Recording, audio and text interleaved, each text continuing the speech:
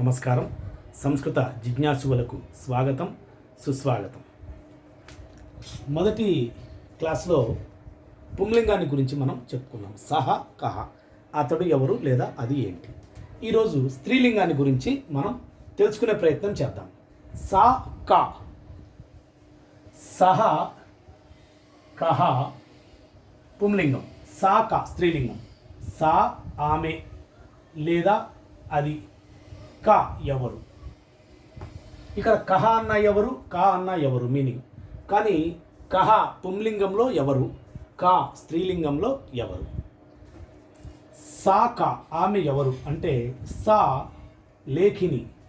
అది ఎవరు అంటే అది ఏమిటి అంటే ఎవరు లేదా ఏమిటి. వాట్ లేదా హూ. సా లేఖిని లేఖని. లేఖని అంటే కలం. సా అంకని. సా అంకని అంటే అంకని అంటే పెన్సిల్. సా కర్తరి అంటే కత్తెర. అంటే ఇవన్నీ స్త్రీలింగాలు. సా కర్తరి సిజర్. సా పాఠశాల అది పాఠశాల స్కూల్. సా సరస్వతి ఆమె సరస్వతి అమ్మవారు. సా శాటిక. సా మాల. సా లత. సా ఘటి. ఘటి అంటే గడియారము. సా లత. లత అంటే మాల తీగ. మొక్కల్లో తీగలు ఉంటాయి కదండి అవి. సా మాల మెడలో వేసుకునేటువంటి మాల. అలాగే సా శాటిక చీర. శాటిక చీర. అలాగే సా బాలిక ఆమె బాలిక. సా ఛాత్ర. ఛాత్ర అంటే విద్యార్థిని. ఛాత్ర అంటే విద్యార్థి పుంలింగం. సహ ఛాత్ర సా ఛాత్ర. సహ వృద్ధ సా వృద్ధ. సా పేటిక. సహ అధ్యాపక పుంలింగము. సా అధ్యాపిక స్త్రీలింగం. సా గోశాల గోశాల. సా జనని ఆమె తల్లి. సా భగిని ఆమె చెల్లెలు. అలాగే ఏషా. ఏషా సహ అంటే అతడు. ఏషః అంటే ఇతడు. ఏషః అంటే ఇతడు, ఇది పుంలింగం.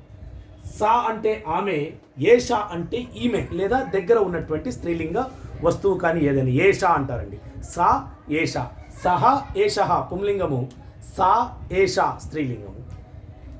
సా లేఖని అన్నాం. అక్కడెక్కడో ఉంది పెన్ను కాబట్టి సా లేఖని అది పెన్ను అన్నాం.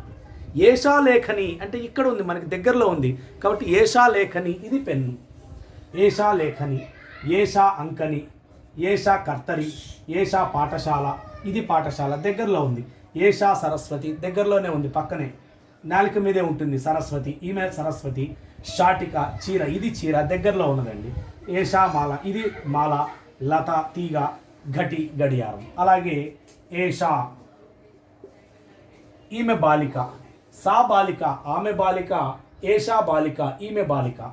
ఏషా ఛాత్ర ఈమె విద్యార్థిని. ఏషా వృద్ధ ఈమె వృద్ధురాలు. ఏషా పేటిక ఇది పెట్టె. ఏషా అధ్యాపిక ఈమె అధ్యాపకురాలు. ఏషా గోశాల ఇది గోశాల. ఏషా జనని ఈమె తల్లి. ఏషా భగిని ఈమె చెల్లెలు సోదరి. సహ ఏషః సా ఏషా. కహ ఎవరు లేదా ఏమిటి పుంలింగం. కహ. కా ఎవరు లేదా ఏమిటి పుంలింగం. హూ ఆర్ వాట్ ఇది స్త్రీలింగం. ఏషా అంటే కా అనేది స్త్రీలింగం. అలాగే ఇవన్నీ నేర్చుకోండి స్త్రీలింగ పదాలన్నీ కూడా. వీటితో పాటు ఏ స్త్రీలింగ వస్తువు కానీ స్త్రీలింగాలు కానీ మనుషులు కానీ సా కానీ ఏషా కానీ ఉపయోగించి ప్రయోగించవచ్చు. తదుపరి వీడియోలో మనం నపుంసకలింగం గురించి తెలుసుకుందాం. ధన్యవాదాలు.